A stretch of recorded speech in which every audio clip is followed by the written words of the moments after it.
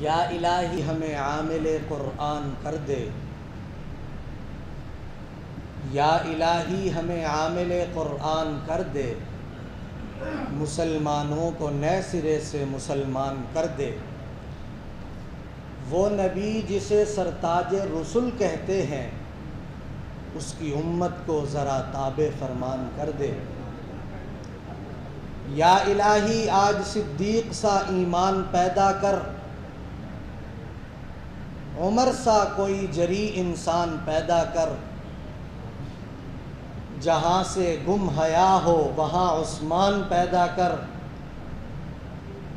علی المرتضیٰ شیر خدا کی آن پیدا کر۔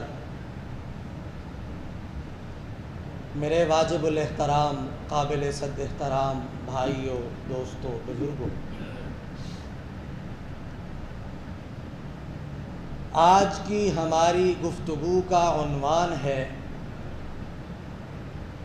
جو کہ قرآن پاک کی آیت کا ایک حصہ ہے، محمد الرسول اللہ والذین معہ اشداء علی الکفار رحماء بینہم۔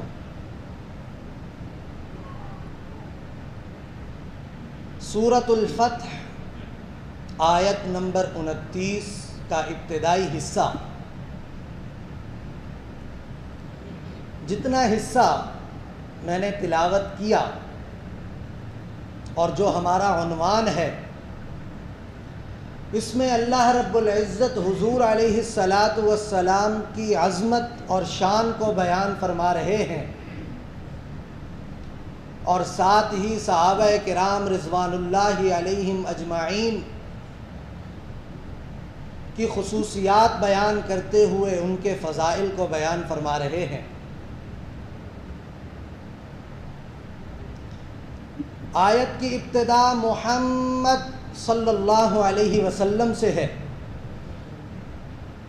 قرآن پاک میں 4 مقامات ایسے ہیں کہ جہاں پر اللہ رب العزت نے لفظ محمد کو ذکر فرمایا ہے۔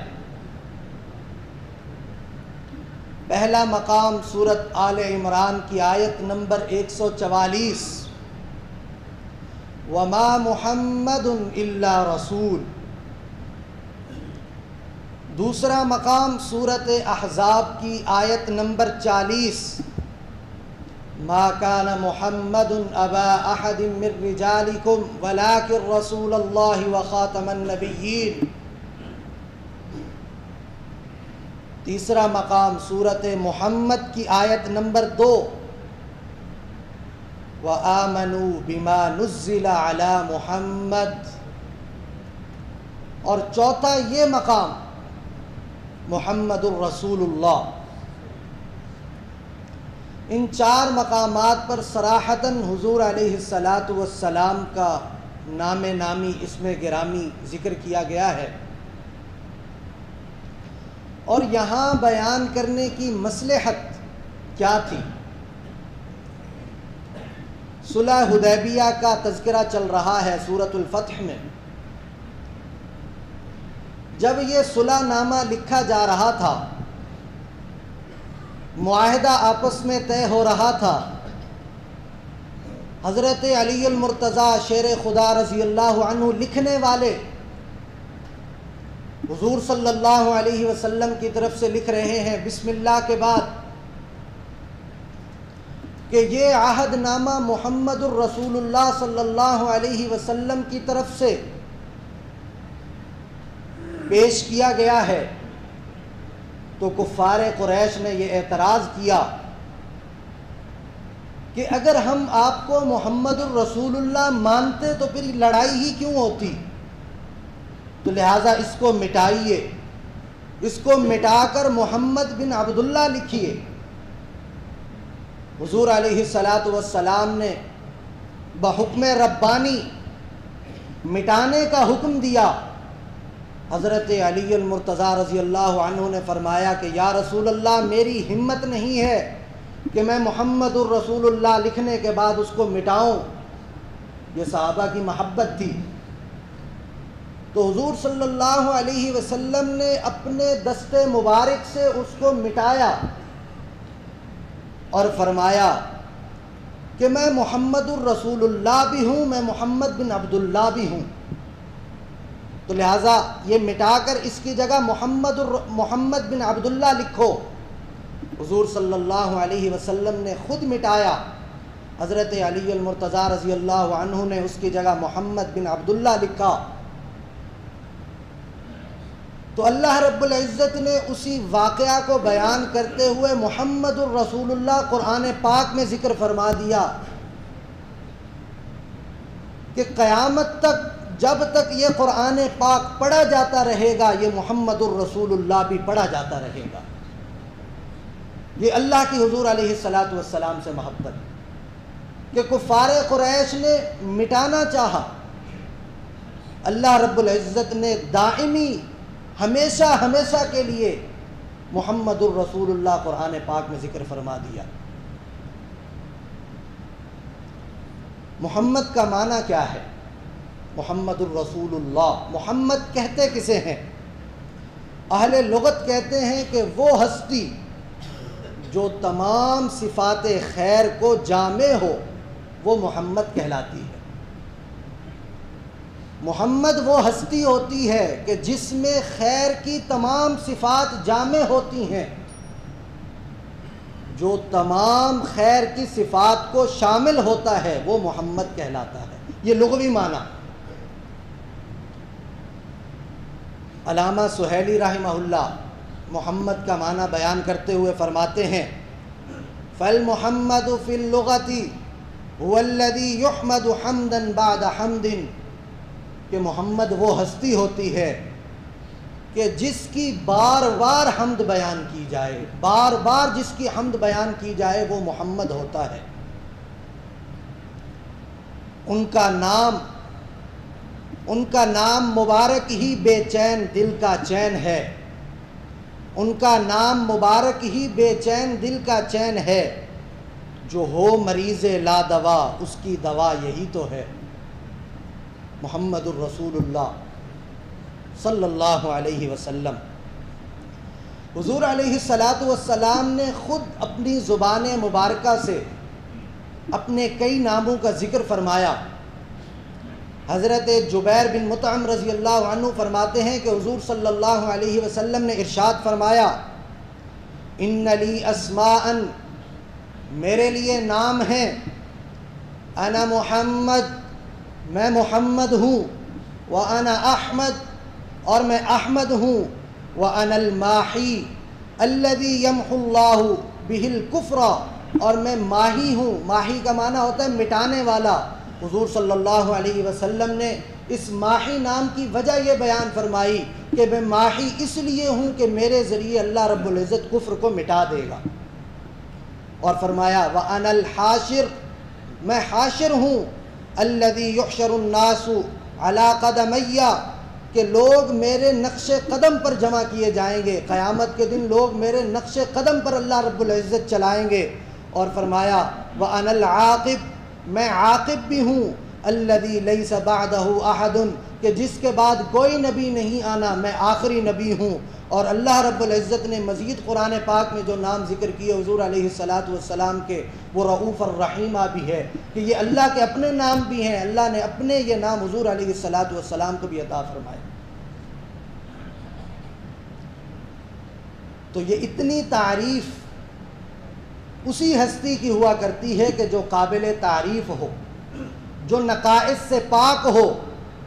حضرت حسان بن ثابت رضی اللہ عنہ جو شاعر رسول ہیں، وہ حضور علیہ السلام کی مدح بیان کرتے ہوئے فرماتے ہیں وَأَحْسَنُ مِنْكَ لَمْ تَرَ قَطُّ عَيْنِي وَأَجْمَلُ مِنْكَ لَمْ تَلِدِ النِّسَاءُ خُلِقْتَ مُبَرَّأً مِنْ كُلِّ عَيْبٍ كَأَنَّكَ قَدْ خُلِقْتَ كَمَا تَشَاءُ، کہ اے آقا، اللہ رب العزت نے آپ کو ایسا پیدا کیا کہ آپ کے اندر وہ تمام خوبیاں ہیں جو آپ کے اندر اللہ رب العزت نے ایسی خوبیاں جمع فرما دی ہیں کہ آپ کے اندر کوئی نقص، کوئی آنکھ دیکھ نہیں سکتی۔ وَأَجْمَلُ مِنْكَ لَمْ تَلِدِ النِّسَاءُ، اور جتنی عورتوں نے بچے جنے، جتنی عورتوں نے بچے پیدا کیے، ان تمام میں سب سے زیادہ خوبصورت آپ ہیں۔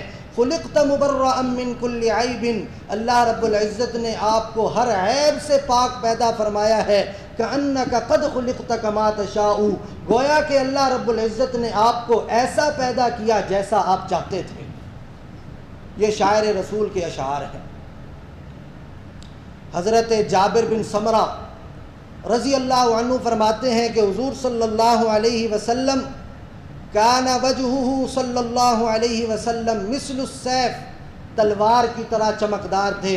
پھر خود ہی فرماتے ہیں فقال لا بل مثل الشمس والقمر، بلکہ آپ کا چہرہ مبارک اس قدر نورانی تھا، آپ صلی اللہ علیہ وسلم اس قدر روشن چہرے کے مالک تھے جیسے یہ ہمیں آسمان پر سورج اور چاند نظر آتے ہیں۔ یہ حضور علیہ السلام کی عظمت ہے۔ اور پھر اس نام محمد کا حضور صلی اللہ علیہ وسلم نے خود فضائل بیان فرمائے۔ حضور صلی اللہ علیہ وسلم نے ارشاد فرمایا من ولد لہ مولود، کہ جس کا کوئی بچہ پیدا ہو فسماہ محمدً، وہ اس کا نام محمد رکھے، تبرکن بہ، اس سے برکت حاصل کرتے ہوئے۔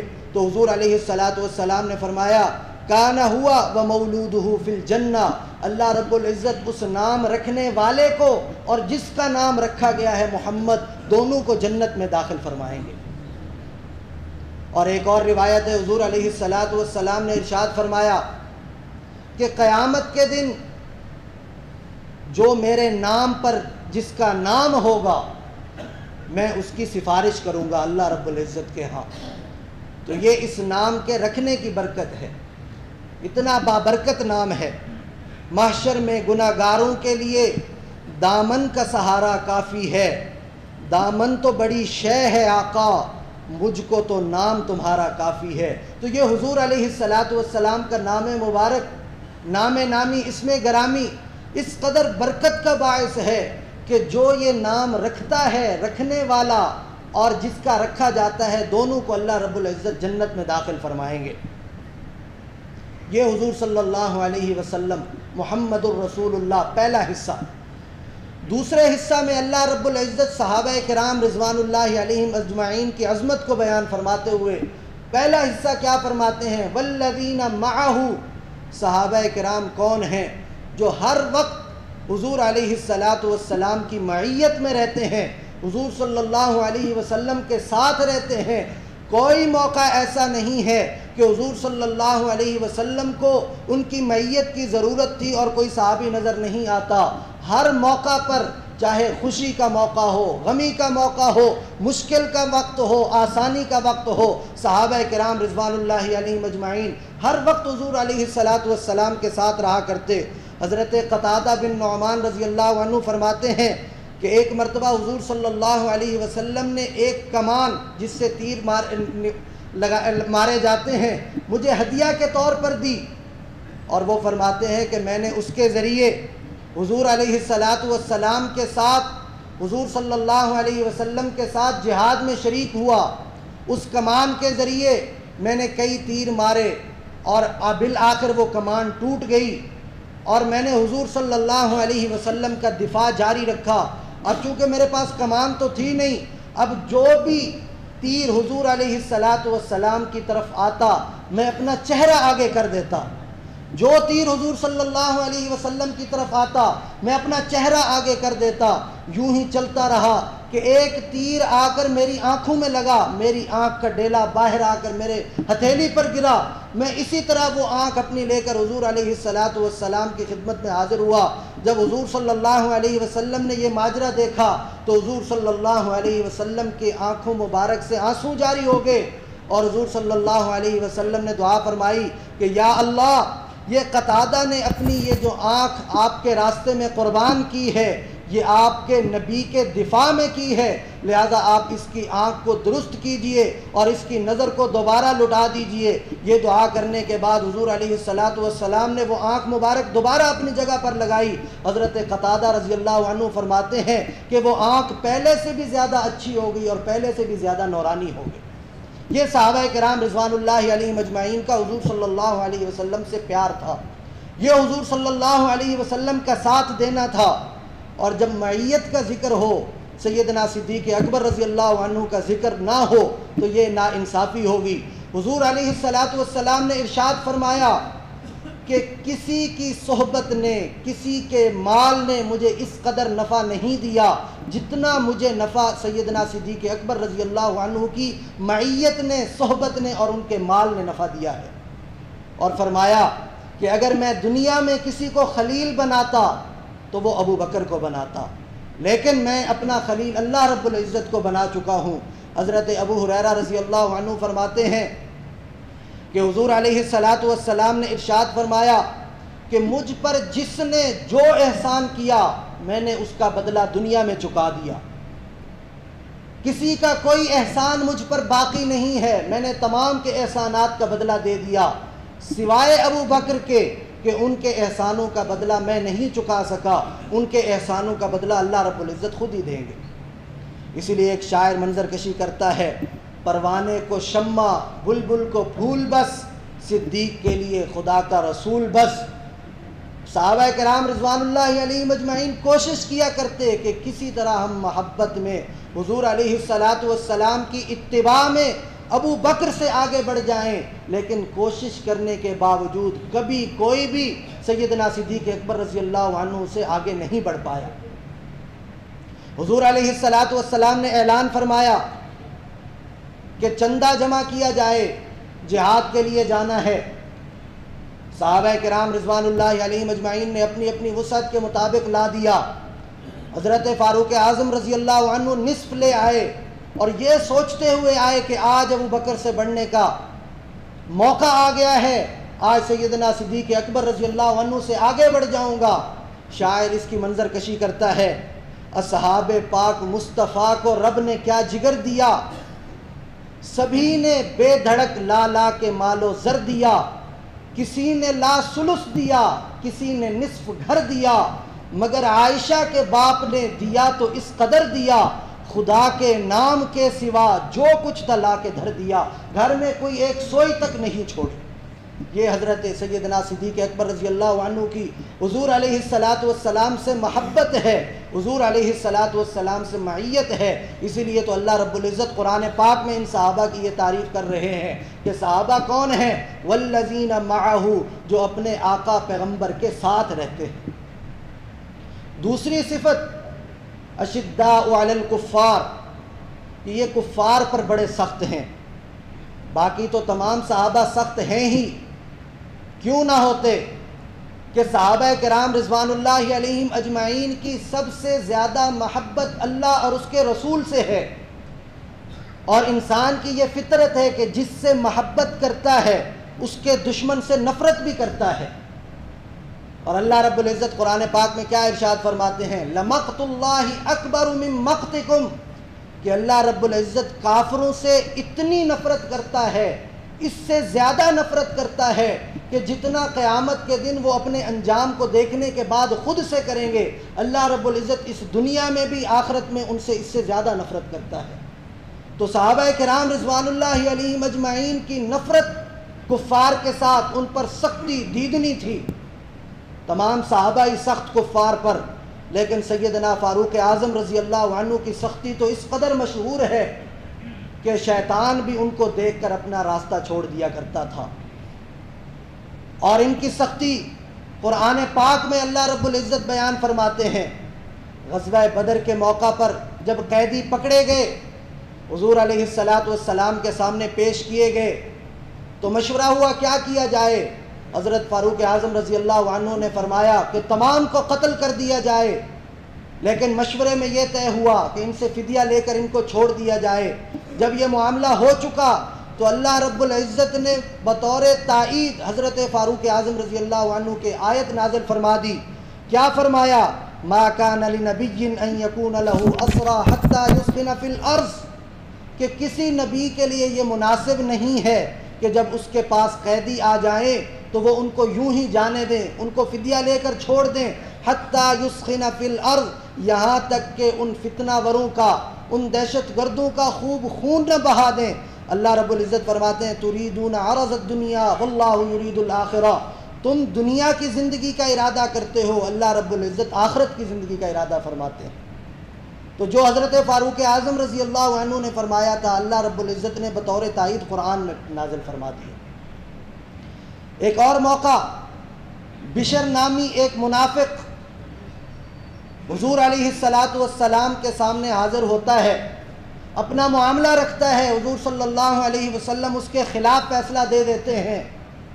وہ منافق یہ سوچتا ہے کہ اب عمر فاروق کے پاس چلتا ہوں، کیونکہ وہ اشداء علی الکفار ہیں، وہ کفار پر بڑے سخت ہیں، وہ کبھی بھی اس شخص کے بارے میں فیصلہ نہیں کریں گے کیونکہ مقابلے والا کافر ہے۔ جب حضور علیہ السلام کی خدمت سے اٹھ کر فاروق اعظم رضی اللہ عنہ کی محفل میں جاتے ہیں تو سارا ماجرا رکھتے ہیں، ساتھ یہ بھی بتاتے ہیں کہ ہم حضور سے آ رہے ہیں۔ تو حضرت فاروق اعظم رضی اللہ عنہ فرماتے ہیں کہ اچھا تم حضور سے فیصلہ کرانے کے بعد میرے پاس آئے ہو، اندر سے تلوار لاتے ہیں اور اس منافق کا سر قلم کر کے رکھ دیتے ہیں، اور ساتھ ہی ایک جملہ ارشاد فرماتے ہیں کہ جس کو حضور علیہ السلام کا فیصلہ پسند نہیں ہے اس کا فیصلہ عمر کی تلوار کرے گی۔ بطور تائید اللہ رب العزت قرآن نازل فرماتے ہیں فَلَا وَرَبِّكَ لَا يُؤْمِنُونَ حَتَّى يُحَكِّمُوكَ فِي مَا شَجَرَ بَيْنَهُمْ ثُمَّ لَا يَجِدُوا فِي أَنفُسِهِمْ حَرَجًا مِّمَّا قَضَيْتَ وَيُسَلِّمُوا تَسْلِيمًا، کہ وہ شخص اس وقت تک مومن نہیں ہو سکتا کہ جب تک آپ کے سامنے اس کا فیصلہ آئے اور آپ اس کے بارے میں کوئی فیصلہ کریں اور وہ دل میں تنگی محسوس کرے تو حضور اللہ رب العزت فرماتے ہیں کہ وہ مومن نہیں ہو سکتا۔ مومن کون ہے؟ وَيُسَلِّمُوا تَسْلِيمًا، جو آپ کا فیصلہ ہمیشہ تسلیم کرتا ہے وہ مومن ہوتا ہے۔ تو حضرت فاروق اعظم رضی اللہ عنہ کی تائید میں اللہ رب العزت نے قرآن نازل فرما دیا۔ اسی طرح رئیس المنافقین عبداللہ بن ابی جب مرا، بیٹا آیا حضور علیہ السلام کی خدمت میں جو پکا مسلمان تھا، آ کر عرض کیا یا رسول اللہ صلی اللہ علیہ وسلم میرے باپ کا جنازہ پڑھا دیجئے۔ حضرت فاروق اعظم رضی اللہ عنہ اس موقع پر بھی کھڑے ہو گئے کہ آپ کو یہ جنازہ نہیں پڑھانا چاہیے، کیونکہ اس شخص نے ہمیشہ مسلمانوں کو تکلیف دینے کی کوشش کی، آپ کو تکلیف دینے کی کوشش کی، مسلمانوں کو ہمیشہ نقصان پہنچایا۔ لیکن حضور علیہ السلام تشریف لے گئے، رحمت للعالمین ہے، فرمایا کہ اگر میرے جنازہ پڑھانے سے کسی کا کام بنتا ہے تو میں کیوں رکوں۔ لیکن جنازے کے بعد اللہ رب العزت نے وحی نازل فرمائی اور فرمایا فَلَا تُصَلِّ عَلَىٰ أَحَدٍ مِّنْهُمْ مَاتَ أَبَدًا وَلَا تَقُمْ عَلَىٰ قَبْرِي، کہ آج کے بعد یہ قانون یاد رکھیے کہ جو بھی کفر کی حالت میں مرے، جو بھی نفاق کی حالت میں مرے، آپ پر نفاق واضح ہے تو اس کا جنازہ پڑھانے کی آپ کو اجازت نہیں ہے۔ یہ صحابہ کرام رضوان اللہ علیہم اجمعین کی سختی تھی کفار پر۔ اور تیسرا وصف جو یہاں بیان کیا گیا وہ ہے رحماء بینہم، کہ آپس میں بڑے رحم دل ہیں۔ یہ سختی دیکھنے کے بعد کوئی یہ نہ سمجھے کہ آپس میں بھی انہی سختیوں کی طرح رہتے ہیں، نہیں، بلکہ آخر آپس میں بڑے رحم دل ہیں۔ حضور علیہ السلام کی خدمت میں ایک فاقہ زدہ آدمی آتا ہے کہ مجھے کچھ کھانے کا دے دیجئے۔ حضور صلی اللہ علیہ وسلم کے پاس کچھ کھانے کا موجود نہیں ہے۔ حضور صلی اللہ علیہ وسلم اعلان فرماتے ہیں کہ کوئی ہے جو اس کو کھلائے، کوئی ہے جو اس کو پلائے۔ حضرت ابو طلحہ رضی اللہ عنہ ایک انصاری صحابی ہیں، کھڑے ہوتے ہیں، یا رسول اللہ اس کی مہمان نوازی میں کروں گا۔ گھر لے کر جاتے ہیں، بیوی سے پوچھتے ہیں کھانے کا کیا ہے، تو بیوی عرض کرتی ہے کہ صرف کھانے کا اتنا ہے کہ جو ہمارے لیے بھی نہیں، صرف ہمارے بچوں کو کافی ہو سکتا ہے۔ حضرت ابو طلحہ رضی اللہ عنہ فرماتے ہیں کہ بچوں کو بہلاؤ اور یہ کھانا سارا کا سارا مہمان کے سامنے پیش کرو، اور ایک بات یاد رکھنا کہ جب کھانا سامنے آئے تو تم چراغ بجھا دینا اور میں منہ ہلاتا رہوں گا، یوں ظاہر کروں گا کہ میں بھی کھا رہا ہوں۔ تو یہ صحابہ کرام رضوان اللہ علیہم اجمعین کا آپس کی محبت تھی کہ اپنے بچوں کو پیچھے رکھا، اپنے بچوں کو پیچھے رکھا اور آنے والے مہمان اجنبی کو آگے کر دیا۔ جب صبح حضور علیہ السلام کی خدمت میں حاضر ہوتے ہیں تو حضور علیہ السلام نے فرمایا کہ اے ابو طلحہ تیرے رات والا عمل اللہ رب العزت کو بڑا پسند آیا ہے، اتنا پسند آیا ہے کہ اللہ رب العزت نے وحی دے کر حضرت جبرائیل امین کو میرے پاس بھیجا، اور وہ وحی کیا لے کر آئے؟ وَيُؤْثِرُونَ عَلَىٰ أَنفُسِهِمْ وَلَوْ كَانَ بِهِمْ خَصَاصَةٌ، کہ مومنین کون ہوتے ہیں جو دوسرے مسلمان بھائی کو خود پر ترجیح دیتے ہیں اگرچہ خود ان کی حاجت زیادہ ہو۔ وَمَن يُوقَ شُحَّ نَفْسِهِ فَأُولَٰئِكَ هُمُ الْمُفْلِحُونَ، اور جو اس طرح کے بخل سے بچا لیا گیا، اللہ رب العزت اعلان فرماتے ہیں فَأُولَٰئِكَ هُمُ الْمُفْلِحُونَ، یہی لوگ کامیاب ہیں۔ ایک جنگ کے موقع پر 3 صحابی زخموں کی تاب نہ لاتے ہوئے نیچے گرتے ہیں۔ حضرت عکرمہ بن ابی جہل، ابو جہل کے بیٹے ہیں، پکے صحابی، حضور علیہ السلام کے صحابی۔ دوسرے حضرت حارث بن حشام رضی اللہ عنہ، اور تیسرے حضرت سہیل بن عمر رضی اللہ عنہ، تینوں صحابی گرے ہوئے ہیں۔ حضرت عکرمہ پانی طلب کرتے ہیں، جب پانی لایا جاتا ہے تو دیکھتے ہیں کہ سہیل اس پانی کو دیکھ رہے ہیں۔ حضرت عکرمہ فرماتے ہیں کہ وہ میرا بھائی اس کا زیادہ حاجت مند ہے، اس کے پاس لے جائیے۔ جب سہیل کے پاس پانی لے جایا جاتا ہے تو سہیل دیکھتے ہیں کہ حارث دیکھ رہے ہیں، فرماتے ہیں پہلے ان کو پلاؤ، ان کے پاس لے کر جاؤ۔ جب ان کے پاس لے کر جایا جاتا ہے وہ تب تک شہید ہو چکے ہوتے ہیں، واپس سہیل کے پاس آتا ہے، وہ شہید ہو چکے ہیں، واپس حضرت عکرمہ رضی اللہ عنہ کے پاس آیا جاتا ہے، وہ بھی شہید ہو چکے ہوتے ہیں۔ تو تینوں صحابی شہید ہو جاتے ہیں لیکن اپنے مسلمان بھائی کو خود پر ترجیح دیتے ہیں۔ یہ ہے صحابہ کرام رضوان اللہ علیہم اجمعین کا آپس میں رحم۔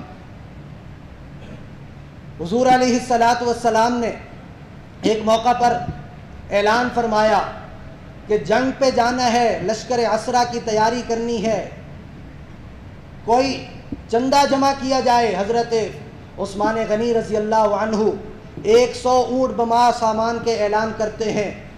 حضور صلی اللہ علیہ وسلم پھر اعلان کرتے ہیں، حضرت عثمان غنی رضی اللہ عنہ پھر کھڑے ہوتے ہیں اور پھر 100 اونٹ بما سامان کا اعلان کرتے ہیں۔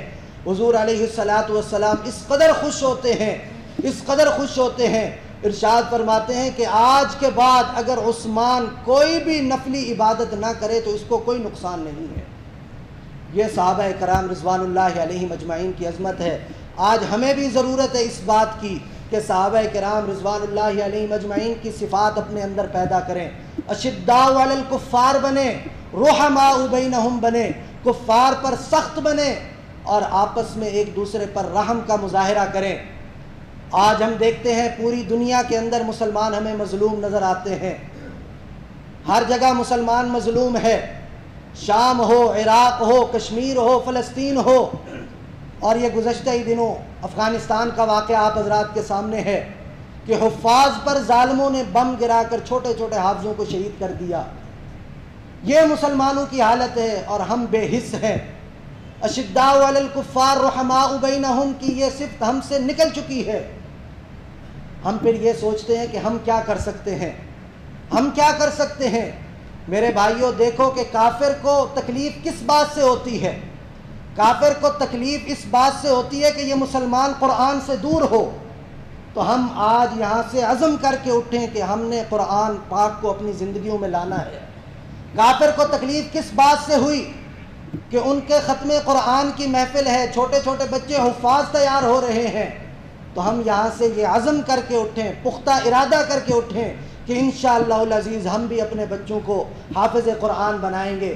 تو انشاءاللہ ایک وقت آئے گا کہ اللہ رب العزت دوبارہ مسلمانوں کو وہی ان کا کھویا ہوا مقام عطا فرمائیں گے۔